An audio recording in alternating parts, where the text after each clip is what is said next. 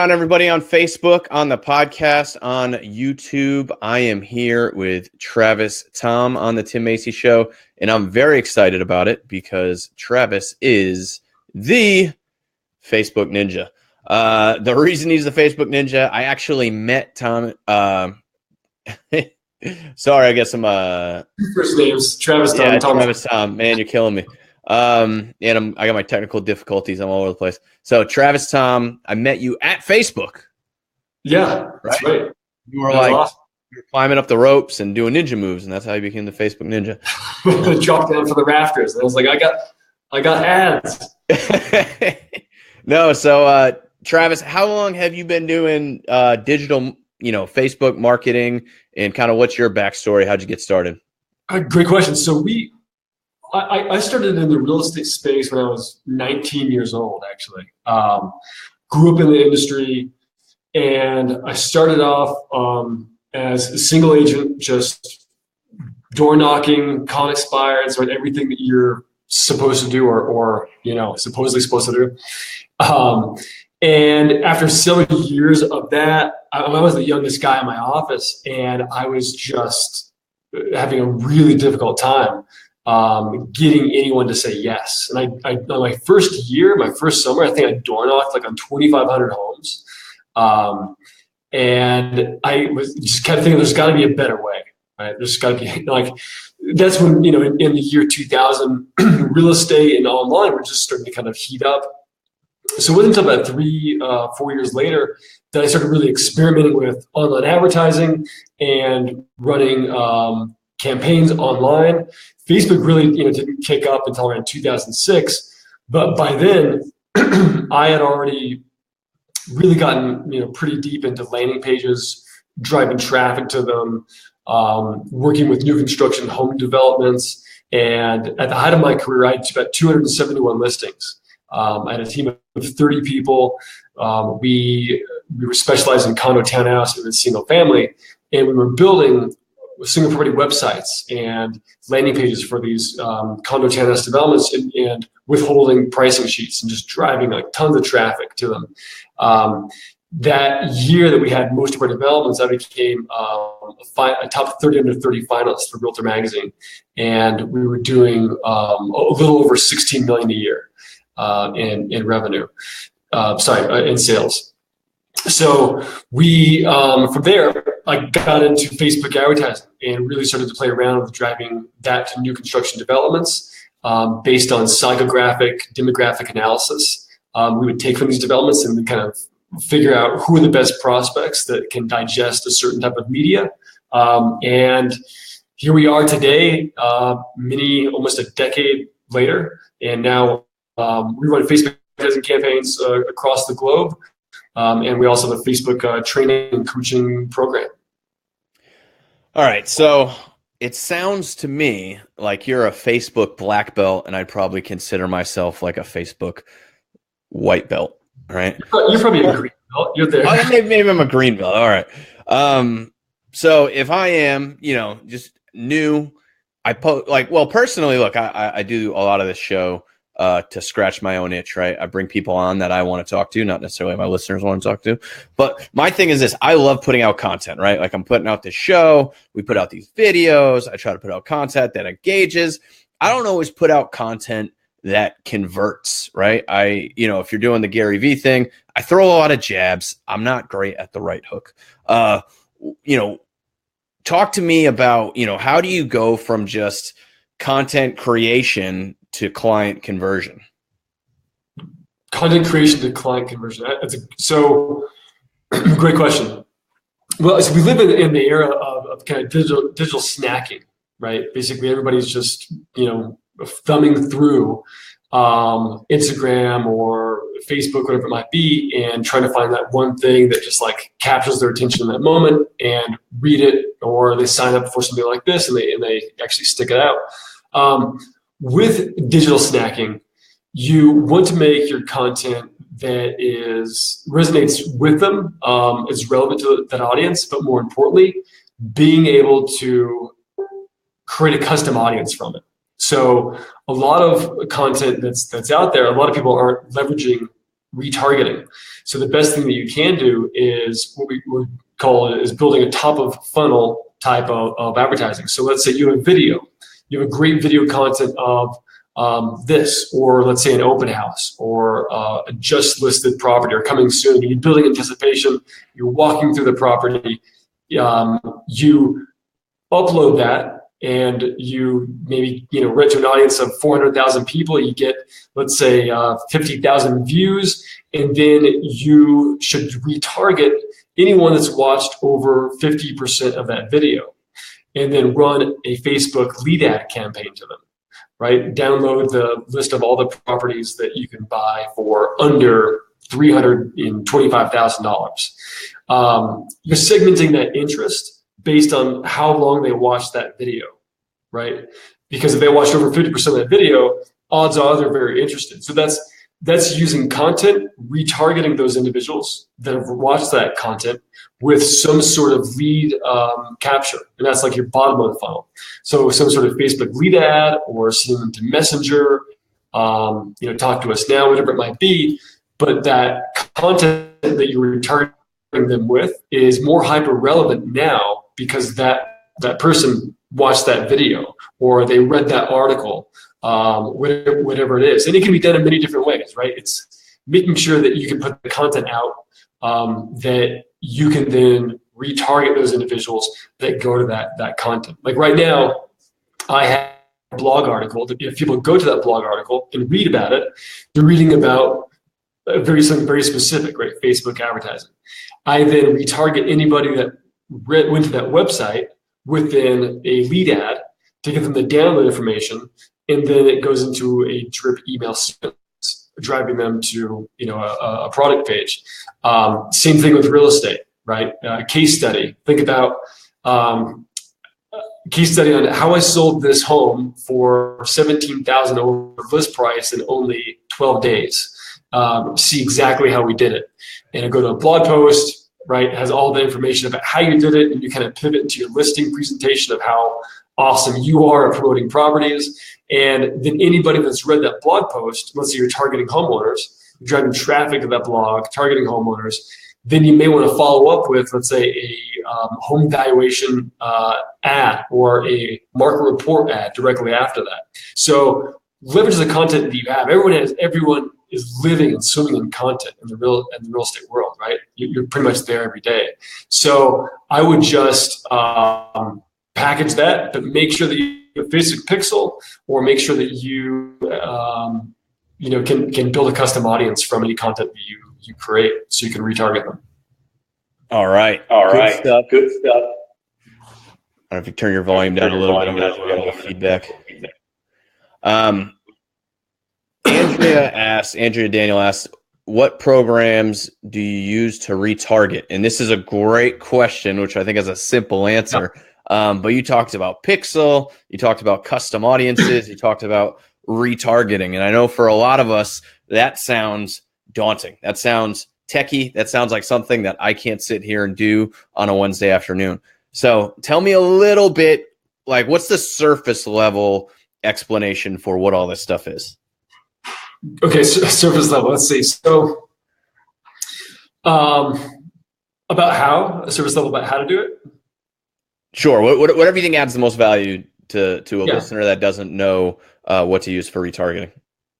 So in your Facebook ad manager, right? You have all the tools that are there. And those tools are free for you to use, except when you do use them, and you're going to pay an ad spend, right? That's the price. Inside of your Facebook ad manager, you have the ability to create custom audiences. There's a section in the ad manager called audiences, and then you can create a custom audience by choosing anyone that visited your Facebook page, or anybody that watched a certain percentage of your videos, anyone that opened up your Facebook lead ads. So there's a menu of options of what you can retarget. Anybody that opened up your events. So if you ever run open house events using the Facebook event, you can retarget those. So it's all under the audience tab in your ad manager. there's a lot of different variations that you can use to retarget those people. I think a lot of people aren't using it. If you think about e-commerce, and this is how I really got involved in Facebook advertising, like really actually kind of changed my entire life, which was I met a girl, and this was like, yeah, I know that's the first step towards it. I met a girl. Start to a good story. I fell in love. Right, it starts with a good story. I fell in love, and I needed to buy a ring. So I went online, and this was like, many years ago. So this is when ad retargeting was like really kicking up. And this is when I had a real estate brokerage. So I went online, I started looking for engagement rings. And I looked at maybe 12 different websites for diamonds and rings and all that stuff. And I was planning in advance, like 5-6 months in advance, and I started to see this one company retarget me again and again, and like each time it was a different ad. Like first it was like, check out the new rings that we have, and a couple weeks later it was watch how the artisan hand makes these rings, and it was like this nice bespoke kind of arts and crafts like environment. And then it got more and more until I finally bought the ring from that place because they were retargeting me. I can't tell you what the 11 other websites were. I completely forgot about them because it was the one that was retargeting me. It was a big purchase, right? It's a big emotional purchase in my life. It costs a lot of money. And I thought to myself, I'm a marketer, and it's not like I fell for this. It was just really great marketing, and it got me, and it was a good product. But what happened in my brain is that if this is a big emotional purchase in my life, and I'm pulling out my credit card to do this, the same thing translates into real estate. The same thing translates where it's an emotional purchase. It's a life stage. It's a very large asset if you're buying or selling. And retargeting can be used in that same way. So if you really look at the e-commerce world, and 89% of marketers in the world, they were running a survey recently, they prefer and run retargeting campaigns. That is where the money is made. So if you think real estate and what's going to happen in 2018, a lot of people aren't leveraging retargeting. If you have someone that goes to your website and searches for properties, and then they leave and they forget because they're looking at maybe your competitor's website, so looking at 6 other websites, that's a big problem, right? You should be able to retarget those people with a list of open houses and bring them back, right? Retarget them with properties that have just hit the market, remind them that you exist. And it's called a priming and reminding methodology. Prime them and then remind them with extra content to keep bringing them back. You're taking them through this indoctrination process, right? You're controlling the narrative. And you're controlling the narrative to win them as clients and convert them. So really go inside the ad manager, look up audiences, start to play around and take a look. There's lots of different variations to build custom audiences. But that's the easiest way, is just to explore and test inside of the ad manager and see what you can come up with. All right, we got that was some awesome stuff there. I think staying in front of people is the name of the game, and also being creative with how you stay in front of them, right? I mean, if somebody goes to your site and all you do is hit them with get pre-approved, or whatever that looks like, it's got to be well thought out, which I've seen some of your stuff, and that's like retargeting is the starting, and then how you retarget, what you retarget them with is ultimately what wins. But we got Jeffrey Thompson here, has a more in-depth question for you. I don't know if you can read that there, but it says suggestions on what to send people who have not been back in 30 plus days, aka exclude 30 days and include up to 180 days. They have been pixeled. What's the best thing to re-engage with them?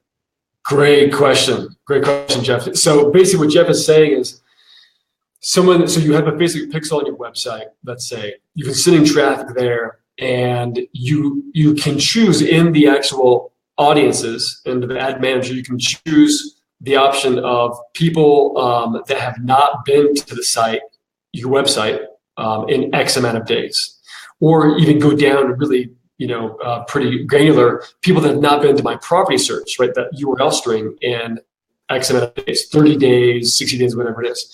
So people that have been to your website in 30 days, at that point, you probably want to either send them a list of, check out all the open houses that are coming open this weekend, or see all the properties that have just hit the market.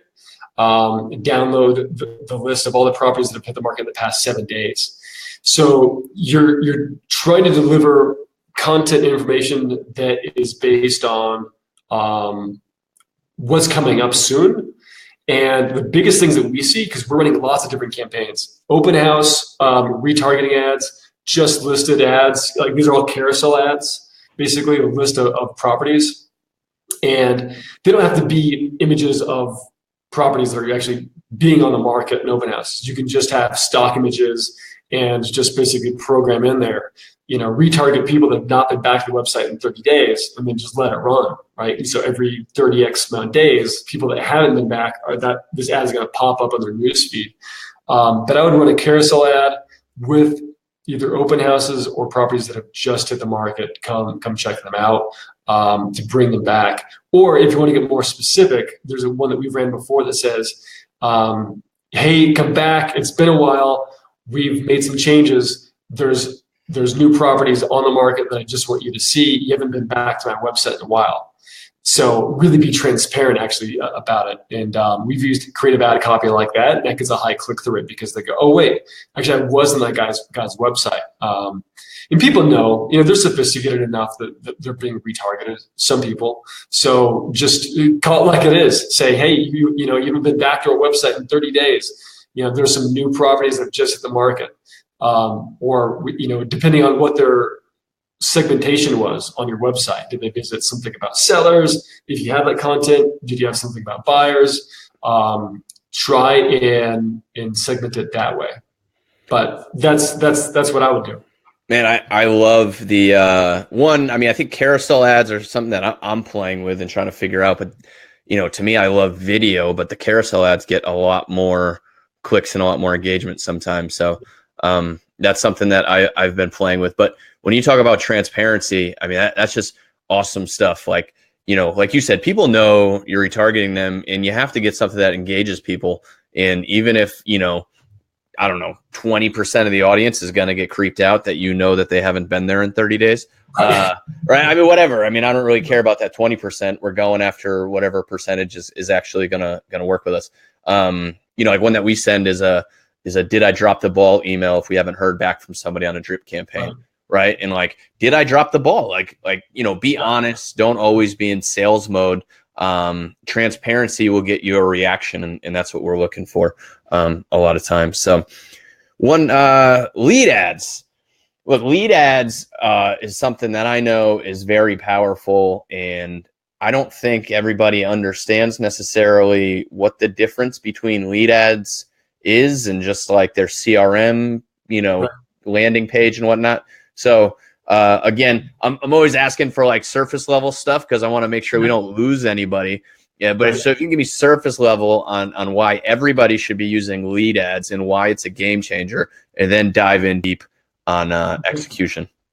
So lead ads are basically it's an actual ad feature inside the Facebook advertising platform. So when you go to create an ad, you have these different objectives: traffic, video views, reach. Right now, there's lead generation. So lead generation is like a little mini landing page inside of Facebook. It's lightning fast. You've probably experienced it at some point. It's basically when you click on an ad, the ad flips around. If it's on your mobile phone or desktop, it flips around and basically asks like a little form. Download the list of all the properties, with a pool. And then it pre-populates your information, which is great. So it pre-populates your name, email, phone number directly from your social profile. So the conversion rate on those is really high. And then it sends them off to wherever. So you say, yes, I want to see all the homes that have a pool. They click that, and then you send them to your IDX page of all the properties that have a pool. The cool thing with that versus landing pages still exist. They're still really popular. But the cool thing with it is that it's a high conversion rate. So landing pages industry standard rate is like 20% conversion rate, when you're sending traffic to it. Lead ads is somewhere in between like 20 to 30, and I've seen 35, at some points. So it's really fast, and the ability to integrate with your CRM and send out a text message and email is pretty amazing. I mean, we have a campaign that we built for a company recently where they generated 1,785 leads in the first 45 days. And it was all from Facebook lead ads. We had 8 different Facebook lead ads going in 8 different markets. And that's sometimes kind of difficult to get that same result with a landing page. What Facebook does penalize is if a landing page takes longer than 3 seconds to load, it's going to penalize you. It's going to slow down some of the reach. It's people are also not going to wait. Up to 45% of people that end up on a landing page, it takes 3 seconds to load, they bounce out. They're gone, right? They're like, fuck this. I don't have to wait around, right? And so people spend their time like they spend their money. So if it's in a Facebook platform and it's fast, that's going to get people to stick around, to go through the process. So Facebook is leaning more towards a higher preference of using their tools inside of their platform. So just kind of keep that in mind. But I don't want to diss landing pages and say that they don't work. They still do. I still use them, and we've tested them with lead ads. Sometimes you need a landing page when you have to have a more engaging offer, and you have to use more creative copy, right? More images, more headlines and sub-headlines. So it's not for everything. But when it comes to buyer and seller lead generation, it works really well. We're generating a lot of seller leads right now using a Facebook lead ad, and I can say that we're getting a lower cost per lead, like about $8 per lead for a seller lead ad than we are if we had sent it to a landing page and try to do something there. So hopefully that kind of explains the difference. For sure. No, and landing pages work, right? I mean, right. Mail works. I mean, everything works to some degree. So we just got to focus in on what works the best, but doesn't necessarily mean the other thing doesn't work. Another thing I've been hearing about, which maybe you can shine some light on, is Messenger. Facebook's going to use Messenger more. Company is going to be able to advertise through Messenger. And, for some people that seems invasive, right? Like I get enough people spamming me in my email. I don't need people spamming me in my Messenger. So right. What's that mean for us when we look at marketing and what we're going to be doing? Should we be looking at how we can incorporate Messenger into our Facebook marketing? Yes. I get in now before it gets saturated is what I would say. Facebook Messenger is really, so everyone has a Facebook Business Messenger. When you have a business page, you have a Facebook Business Messenger. So you automatically have that in place. But as the ad inventory gets more tight, and especially in 2018, you're going to start to see this. You're bidding a little higher to be in the newsfeed or on Instagram, wherever you're running those ads. So there's other placements and opportunities to engage other people at a lower cost. And Facebook Messenger is definitely one of those. And one of the reasons I'm really big on Facebook Messenger and I really enjoy it is the speed to engagement. So the opportunity to get someone to click on an ad, go to Messenger and engage with you in a conversation or a chatbot, whatever, you can automate the conversation and get that started.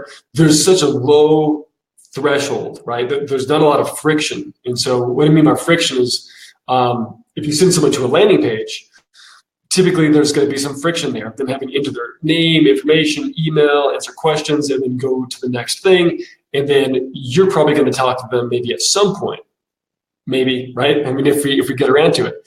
Facebook Messenger, it's a conversation starter, right? It's built for conversations. And right now, Facebook released last, I think it was about 12 days ago, you can now have your Facebook Messenger on your website. So, which is pretty slick. And if you guys want to check it out, it's on mine. You can see what that looks like. But just imagine this. You're running a campaign to your website and you have Facebook Messenger on your website. It pops up and it asks someone, hey, are you looking for a home or you're looking to sell? Let us know. I'm the online concierge, right? Yep. We're here to help. People engage with that.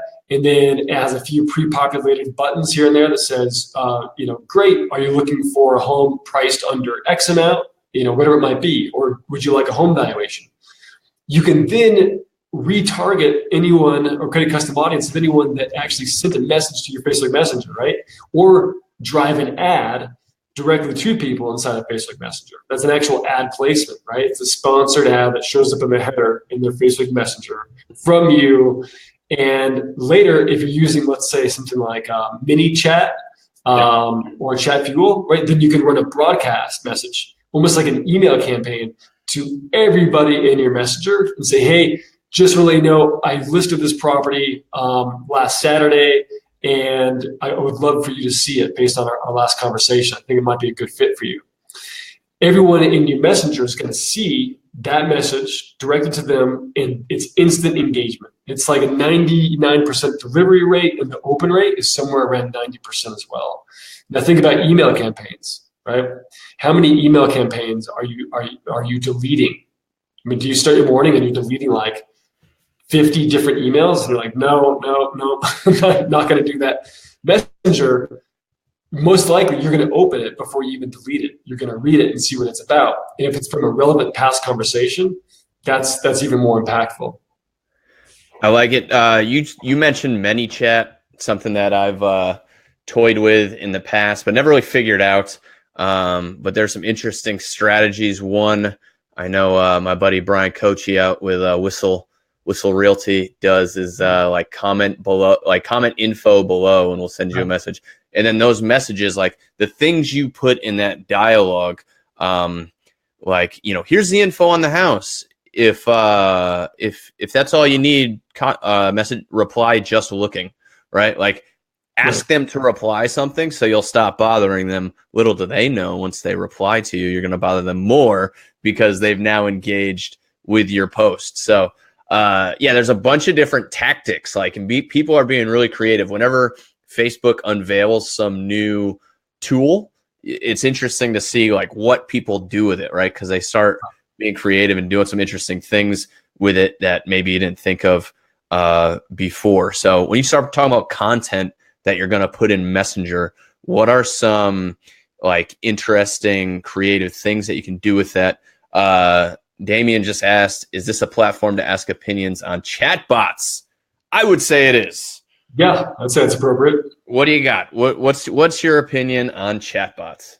My opinion on chatbots is that they're amazing. I mean, really, they I had set up a campaign that spent like maybe like less than $200 on, and I sent it to a Facebook Messenger chatbot. And the chatbot asked a lot of questions back and forth and gave information, had some like beautiful animated GIFs in it. And it resulted in 217 appointments from that. So, and what did I have to do? I only had to spend time building the chatbot and then run traffic to it. And then the rest of it was a conversation. And I took a bunch of questions that people have already been asking me and just had those questions and then answers, and then my questions and answers to them. So if you have a lot of questions that you get from buyers and sellers, and you want to automate that process, you really already know, you're predicting what probably 80% of the conversation is going to be or lead to. Yep. And if you can build those chatbots to deliver the question and the answer, right, and kind of do that whole process, send them off to maybe another website to look at properties or a home valuation or a market report, right, whatever it is. That's going to save you a lot of time if you can automate those things. People engage with chatbots because it's delightful. Really, it's a unique experience. I mean, you're chatting with something that, because people we're not trying to fool anyone, right? That's not the goal. People know when you're chatting with a chatbot. It's this really quick response. Sometimes it's like this witty, funny personality, and it has this brand character. So I would just play with the different opportunities that are available. There's There's market report kind of chatbots, right, that you can create where you say, create a page that's just about market reports, right? Denver, download your Denver market report here. And you can have people subscribe to your chatbot, and every month you just release out a broadcast of a market report, right? You might ask them, great, what area of Denver do you live in? And then list all the, areas below, right? They click on that. This is perfect. Thank you so much. We'll make sure that we get you the report. So there's a tremendous amount of opportunities for it. There's a quiz. People love quizzes, right? You can think back to, Vogue or Teen Magazine, whatever. Does he like me? Take the quiz. Because you can tell I read a lot of those. but the quizzes still exist today. They're really fun. So imagine if you said, guess how much this property sold for. And you send them into Messenger chatbot, and it'd say, 230,000, 500,000, 186,000. They click on it, and says, sorry, it has like some animated GIF that pops up that says like, oops, close but no cigar. Try again, and it like, says again like the prices. They click on it, says, amazing, you know the market really well. Do you know how much your home would sell for in today's market? If it sold yesterday, what do you think it would sell for? And then you can say, hey, by the way, do you want to know exactly how much it would sell for? We'll get you an automated market, report. Takes less than 15 seconds. Click here. That's a seller lead generation chatbot, just right there. Golden nugget right there. That's good stuff. I love it. Good stuff. All right. Well, Jeff asked another great follow-up question to that. Best bot to build with at this time. Like, I'm sure there's a bunch of different things out there that you can be using. I would experiment with Chat Fuel, and I would experiment with ManyChat, as MANY, ManyChat. Both of them are free platforms, and I think it's like $10 a month to upgrade to something a little bit more advanced. But best chatbot to build at this time that's easy, where you don't have to put like a lot of energy and effort into building like a decision branch tree of those kind of things, would be, we've had a lot of success recently with a campaign that we helped someone build in our coaching training group, where it was a property that was just about to hit the market. It was a coming soon listing. And it said, it was like one image of the living room. It said, to win a $25 gift card, comment below with how much you think this property will be listed on the market for, and to enter the contest. So it was like it was like a Pottery Barn or something like that. People commented on it with all the different prices. And what happens when they comment on it is that you can engineer in ManyChat or Chat Fuel to privately send a message through your Facebook Business Messenger that goes directly to that person's personal messenger with a message that you've already pre-created that says, hey, thanks so much for guessing the price on this house. Would you mind if I reached out to you and let you know when it hits the market? Pretty soon we're going to be able to choose the winner once we collect all the comments. We're going to let everybody know in the next 2 weeks. And to say something like, by the way, do you mind putting your email here so I can have a better way to reach out to you? And then they would comment with their name or email, reply back, so they're in the contest. And that caught wildfire. I mean, it was like 175 different comments, had all these shares. Now you have an audience, right, of like 175 people that you can go back and say, hey, this property just hit the market. Congratulations to Susie. You won the $25 gift card. For everybody that didn't, I'd love to invite you to open house for some free, door prizes or, cookies, whatever it might be. And then follow up with each one of those people, right? Ask like, I know you were in my contest. Just wanted to see if you actually had any interest in seeing the home in person. Are you looking for a home currently?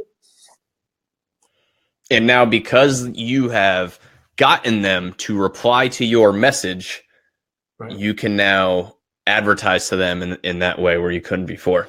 And that's, man, brilliant ways to, one, you just gave us some, right? But it's like, what sets people apart on Facebook marketing and social media marketing?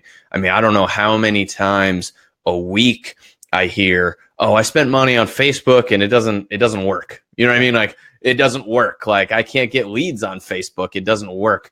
And Facebook is not Zillow. Facebook is not one of these places that you pay and they send you leads. That's not what it is. Facebook is this wonderful, most in-depth marketing toolbox ever given to any industry ever, right? Yeah. This unbelievable marketing toolbox that you have to actually go in and build something with. And you do that through what you're just talking about, like creative ways to engage, creative ways to elicit responses out of people. I mean, that little bit, guess the house, I'll give you a $25 gift card, guess the value of the home. Do you know the value of your home? I mean, just stuff like that is the intelligent things you have to do to get people to engage, because it's not a one-click, one and done. Oh, I boosted a post for $20 and I'm going to get leads. And that type of intelligent stuff. If people listening to this can implement a third of the things that you just threw out there, I guarantee they're going to generate some leads. Try just one of these strategies that I mentioned in 2018. Implement it and just rinse and repeat. Use that as, like I mentioned, it's like a $25 gift card, like 175 different responses. And I think they spent like $4 a day for maybe just a few days. So, less than $50 for 175 leads, basically, right? And you can do the math there. There's so many different angles to come at it from. There's billions, actually, if you really kind of want to do the math. But there's so many different opportunities and angles to do it. But just try one or two, master it, and then use that, leverage it, and then move on and master another one. But it's not just boosting posts. You got to use the tools that they give you. Yeah, I mean, look, it's the same thing in anything we do. I mean, when you talk, when you cold call FSBOs, you don't just get leads because you're cold calling FSBOs. You have to be good at cold calling FSBOs. You have to practice cold calling FSBOs. You have to know scripts, right? Like, you don't just get it because you're doing the action. You have to do the action well. A good advice is from that. They give you an idea for it. Tim, is expires and FSBOs, right? What's the number one thing that expired and FSBOs all have in common? They want to move somewhere. They're going to move somewhere, yeah. They want to move somewhere, right? They want to sell their house, of course, but they want to move. And most sellers are buyers first. If you look at the consumer journey, most of them start with, where do I want to be? And looking at properties and trying to identify where they want to be before they say, now I need to sell or I want to sell. So if you can upload a list of all the expireds, of all the FSBOs in your area, and run a Facebook lead ad about all the properties that are available on the market now within a certain price range or whatever it might be, and generate buyer leads from that list, then they're gonna self-identify, right? They're gonna opt in and they're gonna be a buyer, but they're also gonna be a seller. And that's like your sideways approach to get a seller lead from that list of FSBOs and expires. So are you talking about taking a list from any abundance of services that provide these lists and getting a list of canceled and expireds and FSBOs, getting those phone numbers and emails and whatnot, giving them to Facebook to make a custom audience out of that information you just pulled to create an ad? Yes. Okay. All right. I just want to make sure. Sometimes we miss some dots here and people want to connect them. So yeah, all that money you pay for the list to make phone calls, reuse that list, make a custom audience with it, and advertise. You're saying, again, this goes back to how do you market better? Don't market to those people about free home valuations. Market to those people about buying a home, because most of the people that are selling are looking to buy. The other thing, I have no idea if this is actually a thing, but if you are somebody that's out there marketing for buyers, they probably look at you and say, man, I bet this Travis guy's been in my news feed for 2 weeks now. I bet he has some buyers maybe for my house. So I think all that stuff, it's all stuff that works. One thing I want to touch on before, I don't want to keep you too long, but there's this is another one. So Jeremy, one of my good friends here, says, tell me more about getting these lists into Facebook. If somebody doesn't know how to create a custom audience, obviously you're not going to go through a custom audience webinar right now, but what would you say the easiest way to learn how to do custom audiences is? Easiest way. Go inside Facebook Ad Manager. Go inside to, there's a drop-down menu in the upper left-hand side. There's a little hamburger menu. Click on that. There's going to be a drop-down, and click All Tools, and it'll expand and show you all the tools that are available in the Facebook Ad Manager. There's going to be a place called Audiences, and then go into Audiences. You're going to then select Create a Custom Audience. You're going to choose that, and then you're going to be able to choose or have the opportunity to upload a list. When you click on Upload a List, it's going to be a CSV file, and you're going to then upload a CSV file of basically your FSBO and expired list into Facebook. And then from there, you'll be able to have a custom audience. So it's going to do a data match. It's going to match those people's names, emails, phone numbers to their social profile. So the more of those that you have, the better. There's always not going to, it's really difficult to get a 100% match. You're probably going to get more like a 60 to 70% match of everybody on that list. Once you have that, then you're going to have a custom audience. So when you go to run an ad, and you select audiences, choose custom audience. There's going to be a drop-down menu. It's going to show that custom audience of FSBOs and expireds. Click on that. Then you can run an ad just to those people, just to that small group of 300 or 7,000 people, whatever it might be. Write that down. That was it. I mean, that was just about everything it takes here. My last topic I want to hit on, the algorithm. Is my grandma no longer going to see my stuff if I don't copy, paste, and share this random thing that somebody else typed on their profile because the algorithm changed, right? So, tell me about the algorithm, the mysterious monster that is the algorithm. So Facebook is an algorithm, right? The Facebook Ad Manager is an algorithm, and there's several different parts to it. But let's say your Facebook newsfeed, for instance. There's over 1,500 stories or posts competing to be in your newsfeed every day. Now, there's only about 300 of them that actually make it out of those, a little less than 300. And then advertisers, right? They're all kind of mixed in there. So organic reach is really difficult based on what you do, unless you get something to go viral. But typically that takes a lot of secret sauce and some accidents and whatever else might happen with it. So the ad algorithm is a little different. The Facebook Ad Manager algorithm, right? We're actually running ads. That algorithm is known as BEAR. So think like a big, mean grizzly bear. Bidding, effective action, and relevancy. So bidding is, what are you bidding for that audience, right? What are you actually bidding into that audience? Because Facebook is a auction and bidding platform. So you have to bid. It's a blind auction. You have to bid to say, I want to pay this much to win this portion of this audience to run ads to those people. You could be competing against a roofing company, an insurance company, Coca-Cola, Target, Pottery Barn, right? There's all sorts of competitors going after this audience that you've created. So that's one part of it. The other part is then the effective action. If it's a Facebook lead ad, the effective action is getting people to fill out the lead ad form. If it's traffic, link clicks, the effective action is getting people to click on the ad to go to a website. If it's video views, it's to get video views, right? That's the effective action. What are people in that audience likely to take effective action on? And so that's part of the algorithm.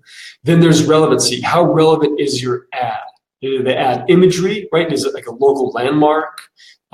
Is it an image of a woman buying a home for the first time, and you're targeting women that are first-time home buyers? That's going to be hyper relevant, right? If you're targeting, let's say, Portland, Oregon, and you use ad copy, see all the foreclosures available in Portland, Oregon, that's going to be hyper relevant. So how relevant your ad is, and you want to go for a high relevancy score. The relevancy score is from 1 to 10. The highest is 10, which is perfect. The higher the relevancy score you have, the lower the cost of your campaign, the lower the cost per click, cost per lead. If your relevancy score goes down, that's typically from either ad fatigue or the audience saying, I don't want to see this ad anymore, or I've seen it way too many times. And Facebook takes the reach back because they protect the user relationship, right? The user value. So your relevancy score goes down, your reach goes down, cost per leads, cost per action goes up. So there's only a few things you can control in the algorithm.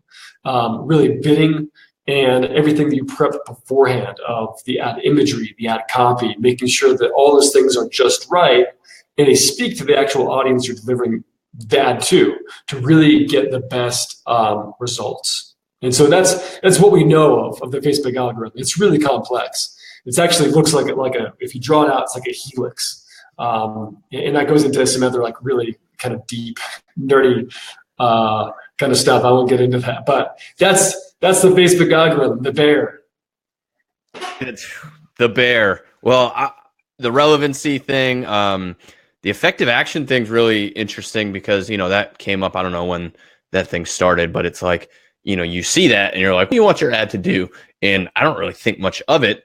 But are you saying that the algorithm will place your ad based on what the goal or what the effective action is supposed to be? Like, does Facebook only want to give me so many things that are looking for me to sign up for something? And are they going to mix those in kind of? Because Facebook, ultimately the goal of Facebook is to keep me in Facebook, right? So they want to be able to advertise me without me leaving. So they're probably not going to bombard me with a bunch of things that are trying to get views or a bunch of things that are trying to get me to sign up. I'm assuming they're going to try to give me a good mix so I don't leave. Would that be somewhat? Yeah, because so there's an actual equation of like the value to the customer, and that's part of the algorithm. What value does this ad have to the customer? So Andrea has a great question, which I love. She says, do emojis, checking in, and hashtags, and all that stuff we always hear about in the 20-minute social media class online, does it help or devalue in the algorithm?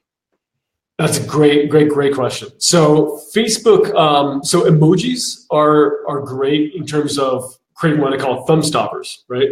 So if you're on your phone and you see an ad has an emoji, it's that pattern interruption from a psychological kind of standpoint. Your eyes bound to see that it's eye catching. So it's going to stop you, and then you're going to click on it. You're going to move forward with it.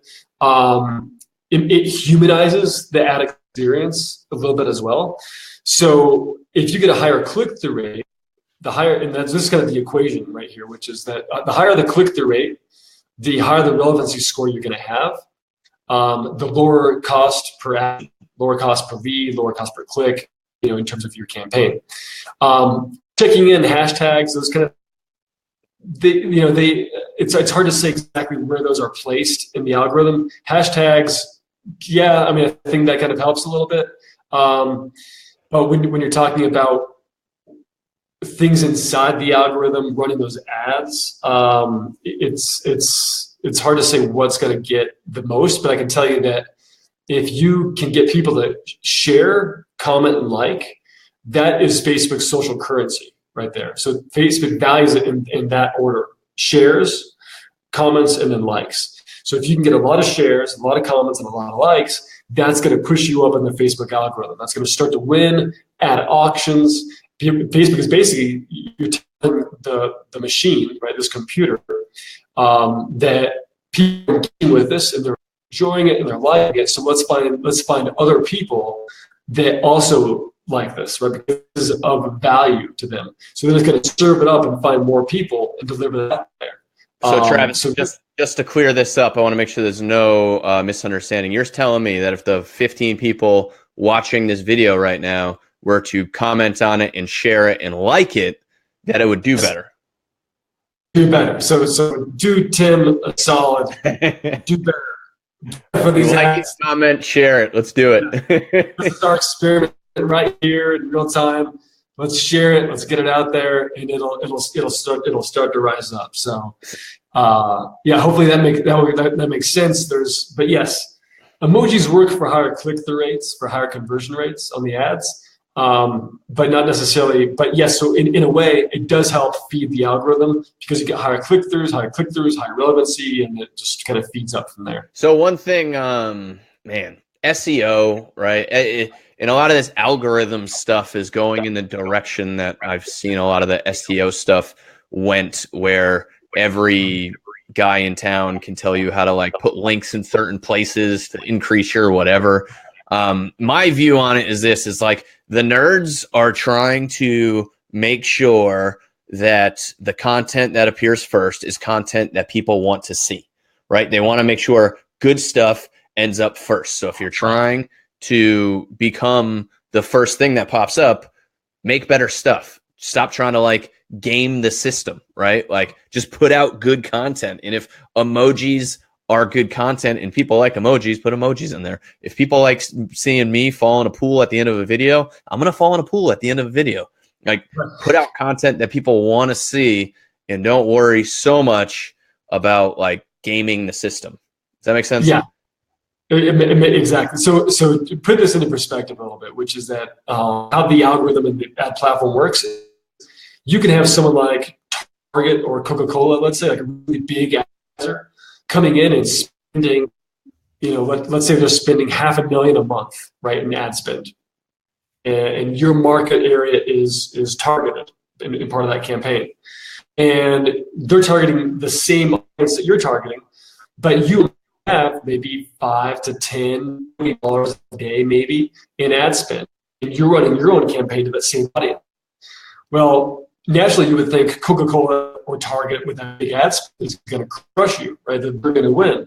Well, the magic of the Facebook algorithm is that if your relevancy score is higher because you have valuable content that people like and enjoy, then you are going to win.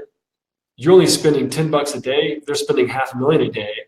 Over time, throughout this campaign, your higher relevancy is going to win. It's going to reach those people because people basically really enjoy the content. So Facebook values what their user base values. They're protecting that. If that makes sense. So Coca-Cola has a relevancy score of 4, and you have a relevancy score of 8 or 9. You're winning that auction. You're winning that campaign. I love it. Good stuff. Man, I've had you for an hour. I don't want to keep you too long here. You dropped a lot of good stuff on us, so I hope people maybe re-listen and grab some of those tactical things. You gave us a lot of big picture stuff, but you also gave us some really good tactical advice, like things we can put into practice as far as engaging people in Messenger and so on. So I urge people to go back, listen to that, and put some action into it. But last couple minutes here, give me the pitch. Where can people find you? How do they work with you? I know we're going to talk after this about how I may work with you in the future. So what's a good place to find you, and what do you provide to people? Yes, so TravisThom.com, that's the best place to find me. That's a website where I share tips and tricks and strategies. You can find some of my services there, or go to elevatedrem.com. Or TravisThom.com. And what we do is I'm a Facebook marketing strategist for the real estate industry. So I have a Facebook advertising agency. We have a crew, we have a team, we have an ad manager, graphic designer, ad manager, funnel engineer, creative copywriter. We do all of these things for you. We build lead generation campaigns from Facebook using some of the best tools out there on your Facebook ad manager. And then we also, if you don't want to do it, you don't want us to do it and you want to do it, we have a training and coaching program where we teach you everything that I've talked about and much, much more. It's pretty incredible. We have almost 100 people inside of that training coaching program.